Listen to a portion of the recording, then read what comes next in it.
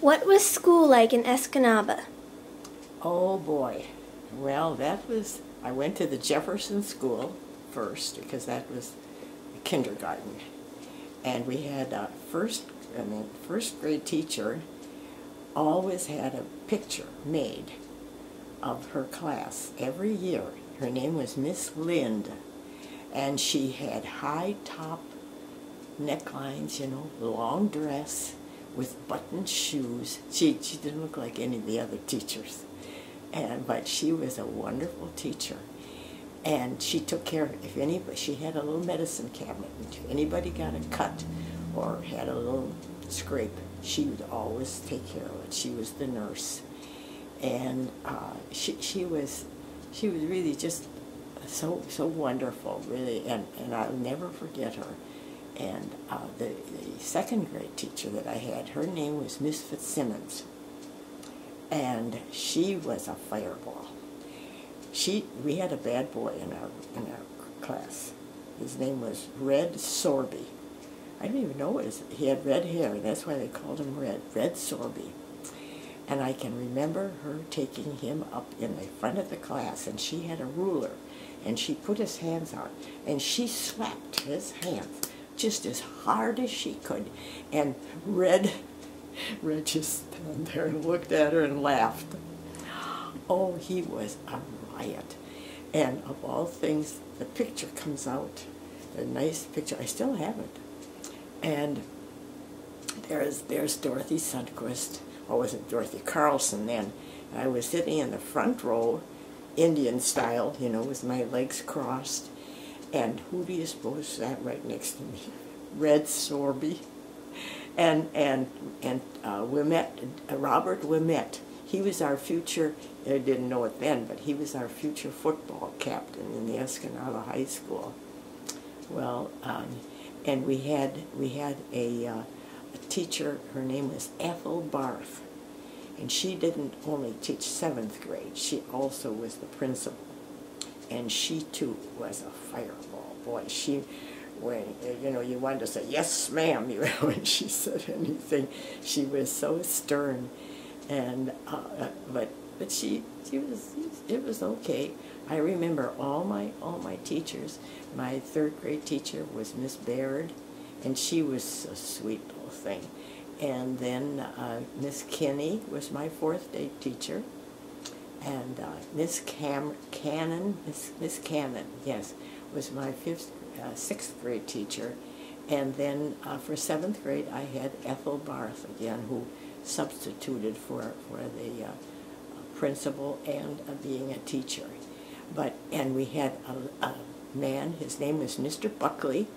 He'd stand out, and I lived about 2 blocks from the school, so I walked, of course. And I can hear Mr. Buckley ringing the bell. He would ring the bell 10 minutes before school started to let you know that you had to hustle. If you were on your way to school, you just hustle up so you wouldn't be late, because it was a bad thing to be late for school. And then we went into junior high school for the 7th, 8th, and 9th grades, and we had a beautiful new school. It was just gorgeous. It's still there. I don't think he uses it for school anymore.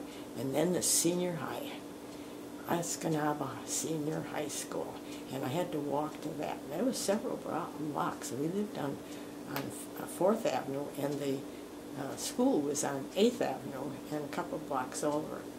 And one class reunion that we had, and they tore the school down eventually, and they gave us each a brick from the Escanaba High School. And then of course, after I went to 12th grade there, and then out, we graduated from high school. And Mr. Lemmer was our superintendent of schools. And when the curtain went down on our graduation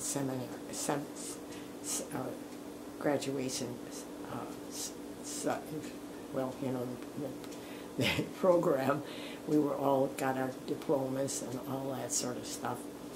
And he the curtains were drawn. The curtain was drawn. We were just on the stage ourselves, and Mr. Lemmer said something I've never forgotten.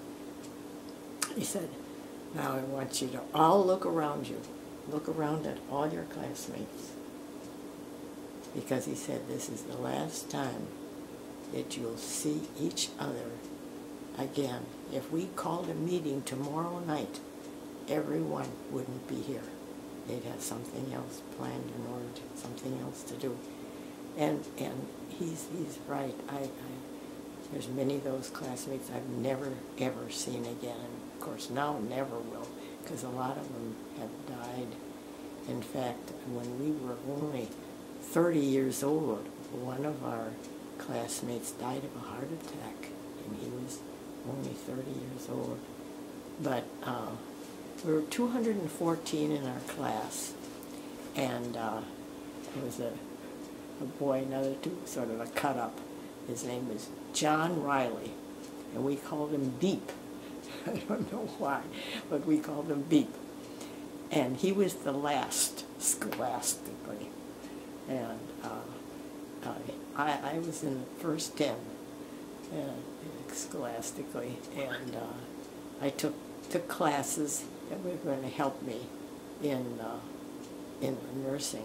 I took Latin, in fact, 2 years of Latin, because medical, medicines and a lot of the medical terms come from the Latin language. But Escanaba High School, rah, rah, rah. And we'd say, let's see, we had our own yells, 1, 2, 3, 4, who are we for? Escanaba High School, rah, rah, rah.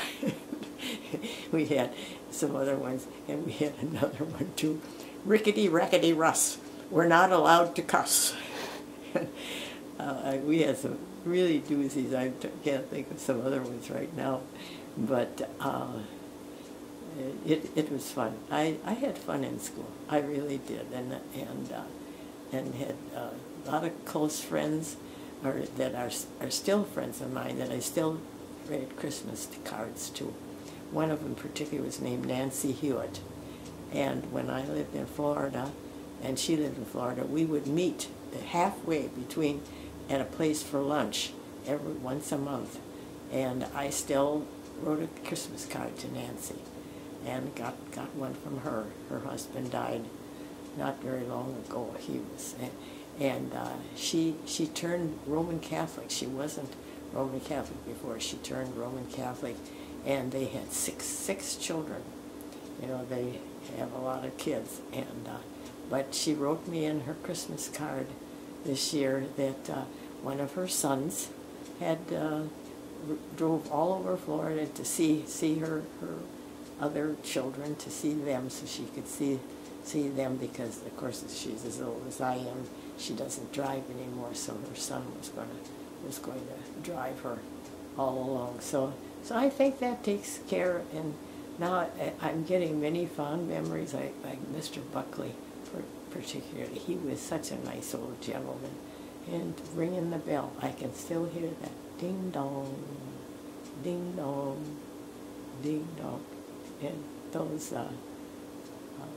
if you have memories like that, hang on to them, because when you get to be as old as I am, they're precious for you. They're really precious memories. Mm-hmm. Yeah.